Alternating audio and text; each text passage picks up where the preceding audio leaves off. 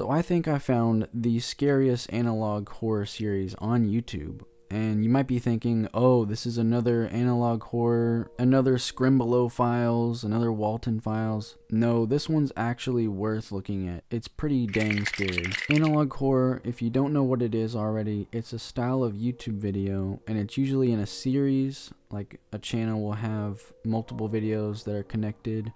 Analog videos have a distinct look to them. They look very like VHS, old pre-internet footage. And generally, they're pretty cryptic and they have hidden messages. They're just really creepy and you never really know what's happening, and you have to look closely to figure out what the story actually is. The footage is usually really distorted and the audio is like the worst audio quality you could get. Just bad quality and sometimes creepy pictures. It's just a recipe for some of the scariest videos you've ever seen. Some really good analog horror series is Local 58, Gemini Home Entertainment, Mandela Catalog, and then Monument Mythos. If you haven't heard of those, you should check those out, go look them up. They're usually centered around some type of like supernatural force that is sometimes tampering with the footage. And Wendigoon, he did a good video on Monument Mythos, gave a rundown of what Monument Mythos is about.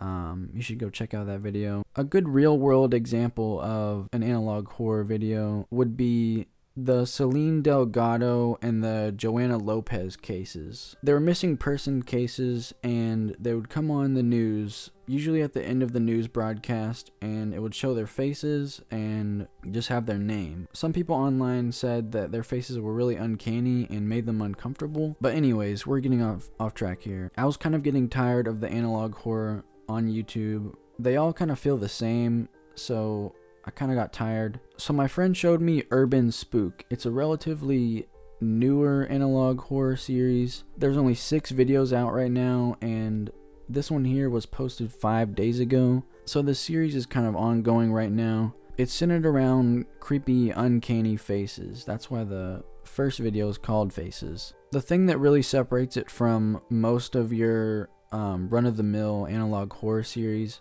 is that the concept is really disturbing and could be real. There are no jump scares or anything in this series so far. I haven't seen the newest video, but there aren't any jump scares. It's just really uncomfortable, and the sound design is really interesting. It's just like very unnerving music, if you can call it that. There are these weird sounds and they're really haunting, and it's just showing text and pictures. The main idea of the series is a killer goes around and paints these pictures of his victims, and they're really distorted. They're super unnerving. He leaves them at the crime scene or hides them somewhere for the police to find, and it's just a very, very creepy, spooky concept. There's no supernatural forces in this series. It's mostly just a crazy guy that's going around doing these killings and making these paintings. Here in a minute I'll watch the first one, and then maybe in another video I'll watch the others. I also don't know how the creator of the channel makes the paintings.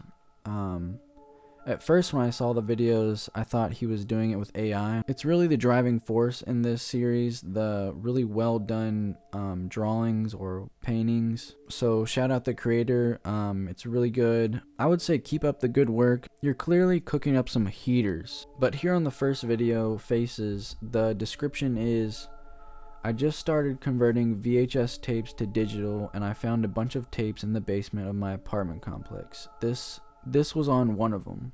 So I'll go ahead and watch this one. Let's go.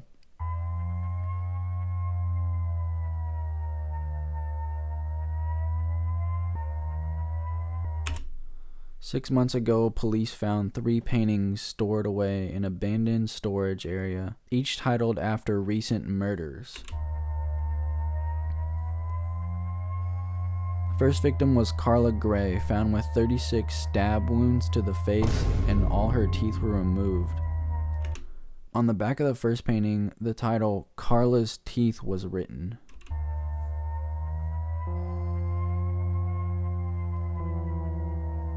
This is the painting.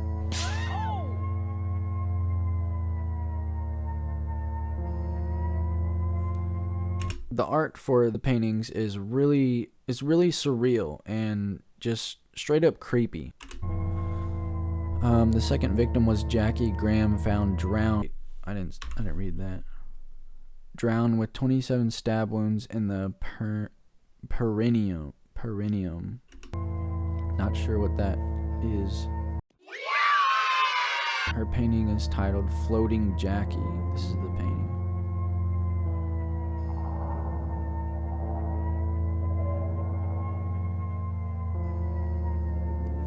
As you can hear, the sound design is very well done. It's just very distorted audio, and you can't really tell what's making the noise. It's very low resolution, and it's just text and images, and the images are just very low quality, and it's just altogether really creepy. But the last victim was James Miller, found with his face torn off and his wrists slit open. RIP.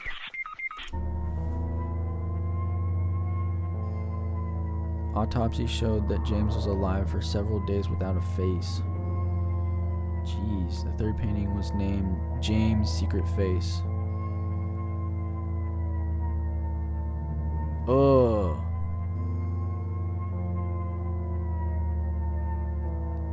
Two months later, several more paintings were discovered. However, the titles of these paintings did not seem to be connected to any known cases at the time.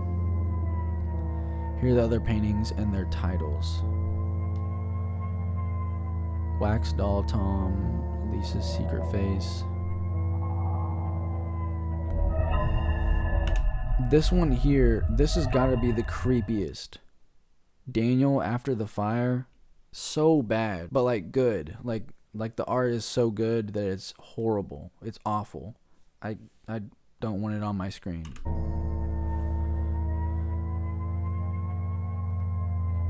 After going public with the case and sharing the paintings, hope of saving... Hold on, I can't read this fast enough. Sharing the paintings in hope of saving anyone that may be depicted, the police received 3 more photos in the mail, all of them also titled.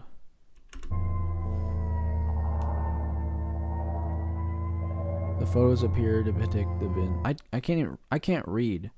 The photos appear to depict the victims, James Miller, Jackie Graham, and Jimmy.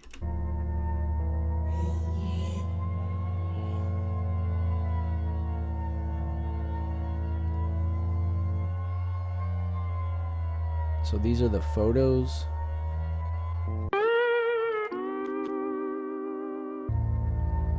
If anyone knows anything about these photos or paintings, please contact, and then the number.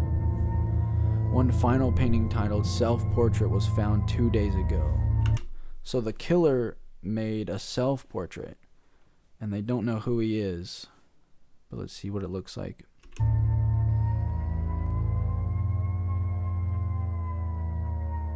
Yuck.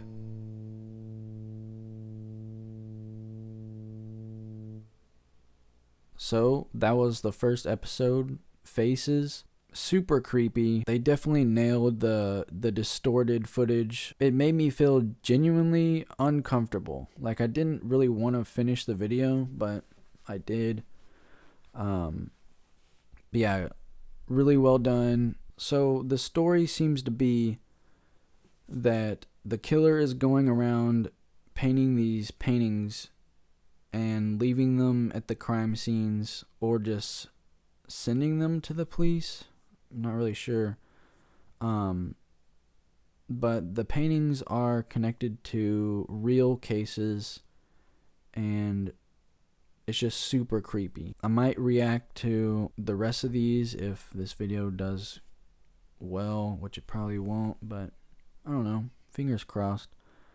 I just thought this channel was worth sharing. There's only 6 videos, so this channel is really creepy, and the concept is really dark. Like, imagine getting sent those paintings and being like, oh, these are connected to a crime, and like you're a police officer and you get those paintings. I would be freaking out. That's really scary. And also the killer's just out there on the loose, just making some bangers of paintings. Who let him cook? It's just so creepy. But yeah, anyways, go check out Urban Spook. They're really awful, but in like a cool way, cool, interesting way. Really well done, well made. Definitely watch these at night. Actually, don't watch them at night. I have to go to sleep soon after recording this. My phone just buzzed and I got jump scared, so I'm pretty unsettled. Good stuff. It's hard to compliment channels that make awful things. Not awful things, but good creepy things. Anyways, guys, that's gonna do it for this video. If you like this video, make sure to like hit that like button or whatever. If you're not subscribed, what are you doing? Like you can literally subscribe to my channel, and make my subscriber count go up like a little bit. And that's always good. I enjoy when my subscriber count goes up a little bit. Be safe out there. See ya.